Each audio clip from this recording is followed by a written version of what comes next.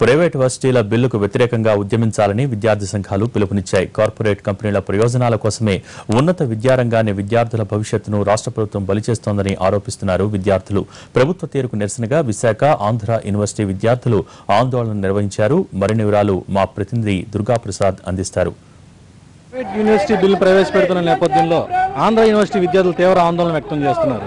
రాష్ట్ర ప్రభుత్వం శీతాకాల సమావేశాల్లో ఈ ప్రైవేట్ యూనివర్సిటీ బిల్లును ప్రవేశపెడుతున్న నేపథ్యంలో విద్యార్థులు ఈ ఆందోళన పిలుపునిచ్చారు. ఇందులో భాగంగా ప్రస్తుతం ఆంధ్ర యూనివర్సిటీ ఒక ప్రధాన ద్వారం వద్ద పీడీఎస్యూ ఆధ్వర్యంలో విద్యార్థులందరూ కూడా ఆందోళన వ్యక్తం చేయడం జరుగుతుంది. ఈ యొక్క ప్రైవేట్ బిల్ ప్రవేశపెడితే మాత్రం ఈ పేద విద్యార్థులు ఉన్నత విద్యకు దూరం అవుతారని చెప్పి ప్రధానంగా వీళ్ళకంతా కూడా ఆందోళన వ్యక్తం చేయడం జరుగుతుంది. ఈ నేపథ్యంలో వీళ్ళ అభిప్రాయం కూడా ఎలా ఉందో కూడా ఒకసారి మనం అడిగి తెలుసుకుందాం. ఈ ప్రైవేట్ బిల్ ప్రవేశపెడితే మీకు వచ్చే నష్టం ఏంటి, ఎందుకు వ్యతిరేకిస్తున్నారు చెప్పండి. ప్రైవేట్ యూనివర్సిటీ బిల్ అనేది ఈ రోజు తీసుకొస్తా ఉన్నటువంటి గవర్నమెంట్ ప్రతిపాదనలు కొన్ని చేస్తుంది. మేము ప్రైవేట్ యూనివర్సిటీలు అనేటువంటివి కొన్ని కార్పొరేట్ సొసైటీలకు ఇస్తామని చెప్తున్నారు. ఈ రోజు రిలయన్స్ అంబానీ దగ్గర నుంచి అదాని వరకు ప్రతి ఒక్క కార్పొరేట్ కంపెనీకి సొసైటీలు అనేవి ఉన్నాయి. ఈ సొసైటీల ద్వారా వాళ్ళు చేసేది అనేది కూడా వ్యాపారం తప్ప సమాజం యొక్క శ్రేయస్సు కోసం ఏమాత్రం కాదనేది మనం తెలుస్తుంది. 216 ఆల్రెడీ యూనివర్సిటీలు ఉన్నాయి. ఇవి ఆల్రెడీ గవర్నమెంట్ యొక్క సేవా పన్నును కూడా ఆపివేసుకొని లాభాలు పోగేసుకుంటున్నాయి. శివనాడర్ యూనివర్సిటీ కానీ, జిందాల్ యూనివర్సిటీ కానీ, జిందాల్ లా స్కూల్లో అయితే 6.75 లక్షలు ఖర్చు పెట్టాల్సి వస్తుంది ఒక LLB కోర్సు ఒక ఇయర్ చదవాలంటే. అంటే ఎంత దుర్మార్గంగా ఫీజుల దోపిడీ అనేది జరుగుతుంది అనేది మనకు అర్థమవుతుంది. ఇటువంటి అద్దాల మేడల్లో ప్రైవేటు యూనివర్సిటీల్లో పేద విద్యార్థులు, మధ్యతరగతి విద్యార్థులు చదువుకోగలుగుతారనేది మనం ప్రశ్నించుకోవాల్సిన అవసరం ఉంది. ఇంకోవైపు గవర్నమెంట్ చెప్తుంది ఏంటంటే ఈ యూనివర్సిటీల్లో నైపుణ్యమైన విద్య అందట్లేదు కాబట్టి మేము ప్రైవేట్ యూనివర్సిటీలను ఆహ్వానిస్తున్నాం అంటున్నారు. మరి ఆ రూపంలో చూసుకున్నప్పుడు ఈ రోజు ప్రైవేట్ యూనివర్సిటీల నుంచి వచ్చే విద్యార్థులందరికీ ఉద్యోగ అవకాశాలు దొరుకుతున్నాయా?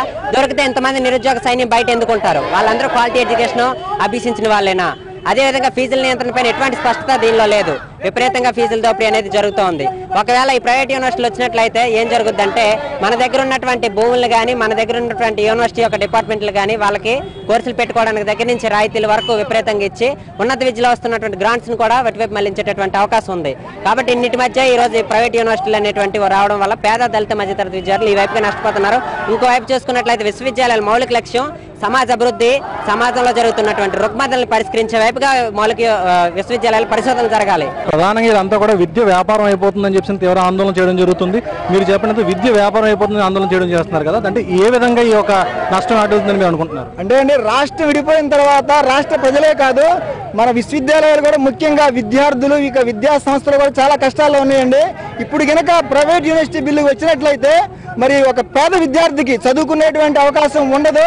మరి వచ్చేటువంటి విద్యా సంస్థలు కూడా మరి కోటీసులకు అనుగుణంగా వాళ్ళ వ్యాపారానికి అనుగుణంగా ఉండేటువంటి కోర్సులనే ప్రవేశపెట్టి మన మౌలికంగా ఉండేటువంటి మన భారతదేశం అంటేనే 100కు 70% మన వ్యవసాయం చేసుకునేటువంటి దేశం.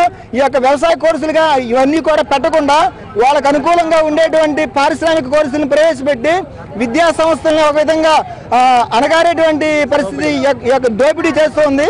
ఈ యొక్క దోపిడీని మా ఆంధ్ర విశ్వవిద్యాలయ విద్యార్థులను పూర్తిగా వ్యతిరేకిస్తున్నాం.